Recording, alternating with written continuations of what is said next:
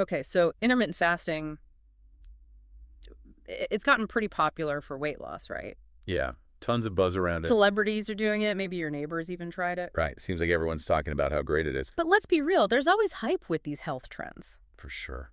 Got to be careful. We want the facts, the science behind it. Does IVE actually deliver what it promises? That's what we're here for, to get to the bottom of it. We've got this article, The Surprising Science of Intermittent Fasting, a Proven Weight Loss Strategy. From the health knowledge base, always a good source. So in this deep dive, we'll break it all down. What F really is? The science behind it. Does it really help with weight loss? Different ways to do it. And some tips if you want to give it a shot. Ready to get started? Absolutely, let's dive in. So first things first, what exactly is intermittent fasting? Like, is it just skipping meals? It's not really about what you eat, more like when you eat. Okay, so like timing your meals? Exactly. It's cycles of eating periods and fasting periods. But you're not starving yourself, right? Not at all. You still eat regular, healthy meals.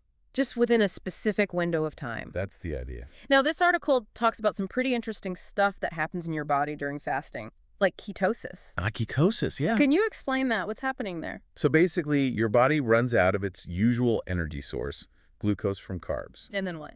It needs fuel, right? So it turns to stored fat. It burns fat for energy. Exactly. That metabolic shift, that's ketosis. And that's why people think it's good for weight loss. One of the key mechanisms, for sure. Fascinating. There's also this thing about improved insulin sensitivity, right? Right. Insulin is crucial for blood sugar control. Can you remind us what insulin does and why is this improvement important? Well, insulin helps your cells absorb glucose from your blood. So it keeps your blood sugar levels stable. Exactly. But sometimes your cells become resistant to insulin. That's not good. No, it means glucose builds up in your blood, which can lead to type 2 diabetes. Oh, wow. And studies show that intermittent fasting can actually make your body more sensitive to insulin. So it helps you use insulin more effectively. Yep, better blood sugar control overall. Makes sense. Now, this next thing is almost like science fiction, autophagy.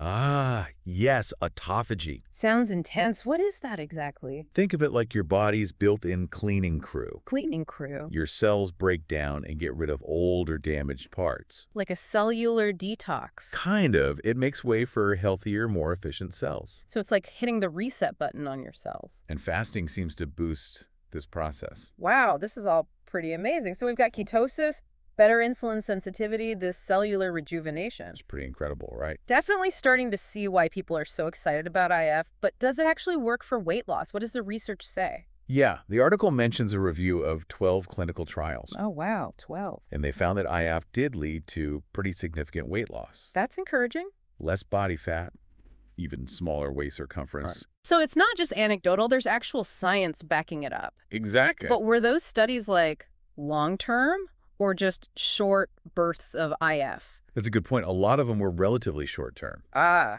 okay. So we need more research, longer studies to really see how it works over time. Yeah, makes sense. So you mentioned there are different ways to do IF. Right, like it's not just one size fits all. What's the most common method people are trying? Probably time-restricted eating. It's pretty Yeah. simple, really. Okay, break it down for me. You choose an eating window, say 8 to 12 hours each day. So, like, I could eat all my meals Yeah. between 10 a.m. and 6 p.m. Exactly. And then you fast for the remaining 16 hours. Sounds easy enough. So, no late night snacks for me. Well, that's the idea. What about other types of IF? You mentioned there were a few. There's alternate day fasting, which is more intense. How so? You fast for a full 24 hours every other day. Whoa, that's hardcore. Like, no food at all for a whole day. You eat normally on non-fasting days, but yeah, it's a commitment. Definitely not for everyone, I imagine. You got to be sure you're healthy enough for that. Maybe talk to your doctor first. Right, safety first. What else is there? There's the 5.2 method. You eat normally 5 days a week. Okay, sounds more manageable. And then you restrict your calories to 500, 600 on 2 non-consecutive days. So, like, mini fasts twice a week. Pretty much. Wow, so many options. Which one's your favorite? You know, I think it really depends on the person. What works for them, their lifestyle. True, finding something you can actually stick with is key. Consistency is everything. What if someone's listening and thinking, all right, I want to try this IF thing. Where should they start? Well, first off, start slow. Don't go all in right away. Like, don't jump into a 24-hour fast on day one. Yeah, that could backfire big time. Makes sense. Ease into it. Maybe start with a 12-hour fasting window, see how you feel, then gradually increase it. Your body needs time to adjust. Absolutely. And another crucial thing is to stay hydrated. Especially during those fasting periods, I bet. Water, herbal tea, anything unsweetened to keep those fluids up. Right, because sometimes you think you're hungry, but you're actually just thirsty. It happens. And when you do eat, make it count. So focus on nutritious stuff. Fruits, veggies, whole grains, lean proteins, healthy fats. Quality over quantity. Got it. And be patient. Like any lifestyle change, it takes time to adapt to IF. No quick fixes. Focus on building good habits. It's a journey, not a sprint. Love that. Now, we've talked a lot about weight loss, different ways to do IF, but the article mentions other potential benefits too, right? Beyond just the number on the scale. Yeah, there's a lot of interesting research emerging about the broader health impacts of IF. Yeah, it's kind of wild to think that just changing your eating schedule It could have such a big impact on your health. Yeah. We talked about weight loss, insulin sensitivity, even that whole cellular rejuvenation thing. Autophagy. But this article hints at some other pretty major benefits. Potentially even protection from some serious chronic diseases. Like what kind of diseases? Well, some researchers believe IF could help protect against things like heart disease, Heart disease, wow. cancer, even Alzheimer's. Those are some big ones. Is there a lot of research on that? It's definitely an area where scientists are really interested. Makes sense. We need more research to really understand the long-term effects. Yeah, more long-term studies. But the early findings are pretty promising. For example, some studies show IF might reduce inflammation. And inflammation is linked to a lot of different diseases, right? Exactly. It's a key factor. And there's even research looking at how IF might improve brain health. Really? Like how our brains work. Cognitive function, yeah. It's fascinating stuff. So IF could be about way more than just losing weight. It could be a powerful tool for overall health. This has been such an interesting deep dive. I agree. So much to learn about IF. For our listener, what are the main takeaways here? I think the biggest thing is that IF is really promising. For weight loss and potentially for all these other benefits. Right. But it's not magic. No quick fixes. More research is being done all the time, We always say, talk to your doctor, right?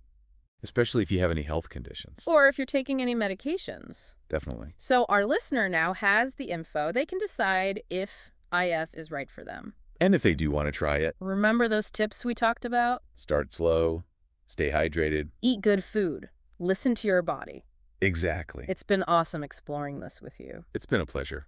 You know, it's interesting how much the focus is on weight loss with IF, Right. but we've seen it could be so much more than that. So many possibilities. What other areas do you think are worth looking into with IF?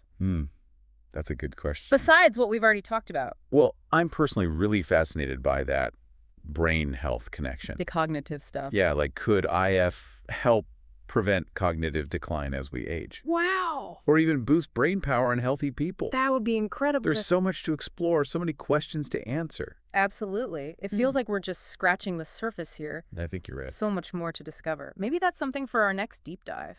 I'd love that. Thanks for joining us, everyone. Until next time, keep exploring Keep asking questions. and keep diving deep.